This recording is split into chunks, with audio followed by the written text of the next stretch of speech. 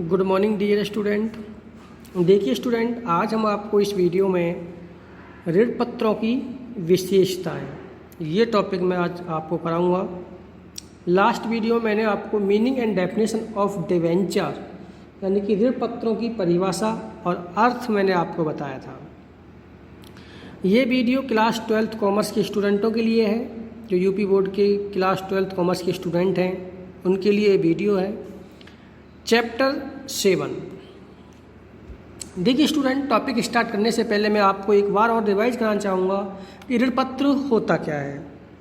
देखिए, ऋण पत्र ऋण लेने की एक लिखित स्वीकृति पत्र होता है जिस पर ऋण संबंधी सारी शर्तें लिखी होती हैं कि ऋण की धनराशि क्या है, ऋण के भुगतान करने की तिथि क्या है या ब्याज दर क्या है। ये सारी शर्तें उस ऋण पत्र पर या उस रिटन पेपर पर लिखी होती हैं जिसे हम ऋण पत्र कहते हैं। या दूसरी परिभाषा, ऋण पत्र कंपनी और ऋण पत्रधारी के बीच ऋण लेने का एक अनुबंध पत्र होता है, एक स्वीकृति पत्र या अनुबंध पत्र होता है जिस पर जो कंपनी ऋण लेती है उस ऋण से संबंधी सारी शर्तें लिखी होती हैं।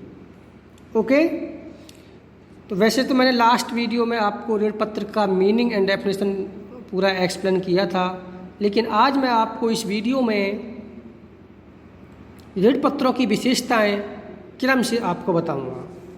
जैसे पहला मैंने पॉइंट लिखा है इसमें, ऋण का प्रमाण पत्र। तो देखिए स्टूडेंट, विशेषताएं बनाना या विशेषताओं को लिखना कोई बड़ी बात नहीं है, लेकिन विशेषताएं लिखने के लिए आपको टॉपिक की मीनिंग एंड डेफिनेशन आपको पता हो, यानी कि उस टॉपिक के बारे में आपको पता हो कि टॉपिक है क्या। जैसे ये पहला पॉइंट है ऋण का प्रमाण पत्र, यानी कि ऋण पत्र ऋण लेने का एक प्रमाण पत्र होता है। सेकंड पॉइंट, ऋण लेने की लिखित स्वीकृति। देखिए, ऋण पत्र जो होता है वो ऋण लेने की एक लिखित स्वीकृति होती है, यानी कि कंपनी जब किसी भी डिवेंचर होल्डर से ऋण लेती है, जब किसी व्यक्ति से लोन लेती है, तो उस व्यक्ति को एक रिटन पेपर पर लिखित स्वीकृति देती है कि हाँ, मैंने आपका लोन स्वीकार कर लिया है या मैंने आपसे एक निश्चित धनराशि लोन के रूप में प्राप्त कर ली है और इसका भुगतान मैं एक निश्चित अवधि के बाद आपको वापस करूँगा या एक निश्चित ब्याज दर से निश्चित भुगतान निश्चित समय के बाद किया जाएगा। थर्ड पॉइंट, कंपनी की सार मुद्रा अंकित होना। देखिए, ऋण पत्र कंपनी की सार मुद्रा अंकित होती है। ऋण पत्र पर कंपनी की सार मुद्रा अंकित होती है। फोर्थ पॉइंट, मूलधन एवं ब्याज के भुगतान की शर्तों का होना।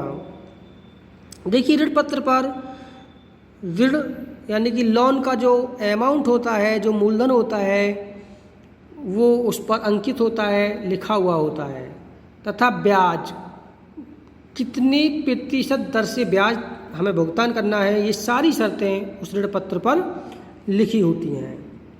फिफ्थ पॉइंट, निश्चित दर से ब्याज। ऋण पत्र पर ये चीज़ भी क्लियर लिखा होता है कि जो लोन पर हमें ब्याज देना है वो कितने प्रतिशत दर से देना है, 5% ब्याज देना है या 6% देना है या 8% देना है। उस ऋण पत्र पर ये शर्त भी इसमें लिखी होती है। इस पर ऋण की प्रतिभूति का भी उल्लेख होता है। देखिए स्टूडेंट, कभी कभी क्या होता है कि कंपनी जब डिवेंचर होल्डर से लोन लेती है तो कंपनी अपने डिवेंचर होल्डर को कोई ना कोई सिक्योरिटी प्रोवाइड कराती है, तो उस सिक्योरिटी का उल्लेख भी या उस सिक्योरिटी के बारे में भी उस ऋण पत्र पर लिखा होता है।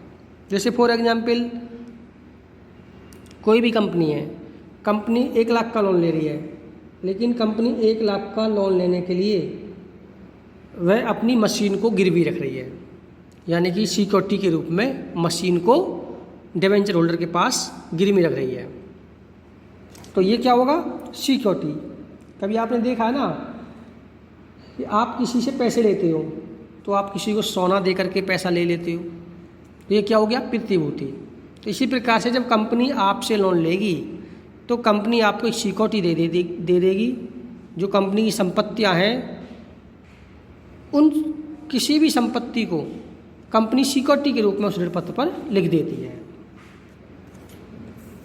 जैसे हमने कंपनी को 1 लाख रुपए दिया, कितना दिया? 1 लाख। लेकिन कंपनी ने एक सिक्योरिटी हमें दे दी मशीन की, तो उस ऋण पत्र पर यह चीज़ लिखी होगी कि मैंने जो लोन लिया है, कंपनी ये स्वीकृति देगी 1 लाख रुपए का लोन जो मैंने इस व्यक्ति से लिया है, उसके बदले में मैं अपने बिजनेस की इस वाली मशीन को सिक्योरिटी के रूप में रख रहा हूँ, प्रतिभूति के रूप में रख रहा हूँ। इससे लोन अधिक सुरक्षित हो जाता है। ओके, नेक्स्ट पॉइंट देखिए 7। यह ऋणदाता एवं कंपनी के मध्य अनुबंध होता है।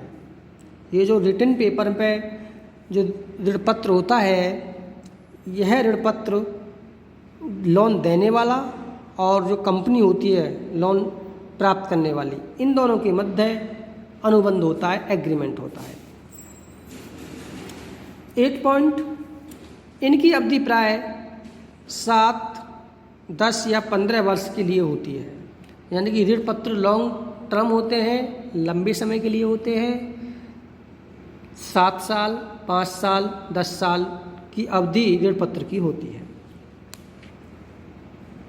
9 पॉइंट, ऋण पूंजी का रूप। ऋण पूंजी का रूप, ऋण पत्र से जो लोन हम प्राप्त करते हैं वह ऋण पूंजी होती है, यानी कि कंपनी की डिबेंचर कैपिटल कहलाती है।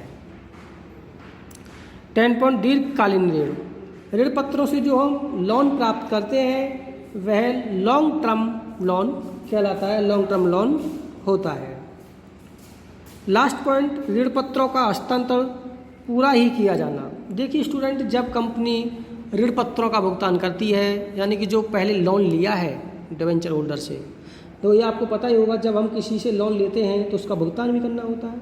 आज आप किसी से 100 रुपये ले लो उधार या ब्याज पर, तो उसका भुगतान भी किया जाएगा। इसी प्रकार से कंपनी जब अपने डिबेंचर होल्डर से लोन ले लेती है तो एक निश्चित अवधि के बाद उस लोन का भुगतान किया जाता है। तो वह भुगतान एक साथ पूरा किया जाएगा। कंपनी किस्तों में अपने डिबेंचर होल्डर का लोन का पेमेंट नहीं कर सकती है। वह जब डिबेंचर होल्डर के ऋण पत्रों का भुगतान करेगी तो वह पूरा एक साथ भुगतान किया जाता है। तो इस तरीके से आपको इस वीडियो में साफ दिखाई दे रहा है। वीडियो स्टॉप करके पहले आप ऋण पत्र की विशेषताएं एक पेज पर लिख लेंगे, उसके बाद वीडियो सुनेंगे। वीडियो सुनने के बाद तब इसको एक बार लर्न करेंगे। तो ऐसा कोई हार्ड टॉपिक नहीं है, बहुत सिंपल टॉपिक है। ऋण पत्र के बारे में है। ऋण पत्र आप जानते ही हो, ऋण लेने की एक स्वीकृति पत्र होता है। ठीक है, कभी कभी आपने देखा है कि जैसे आपने किसी से 10,000 रुपये लिए, तो या आप किसी को 10,000 रुपये दे रहे हो उधार, ये सपोज कर लो आप किसी को 10,000 रुपये दे रहे हो, तो आप उस पर से लिखवा के ले लेते हो या उसके साइन करा लेते हो। कहीं पर एक रिटन पेपर पर लिख लिया कि मैंने मोहन को 10,000 रुपये दिए 2 महीने के लिए 3% ब्याज पर, तो उसे आप एक जगह लिख लो।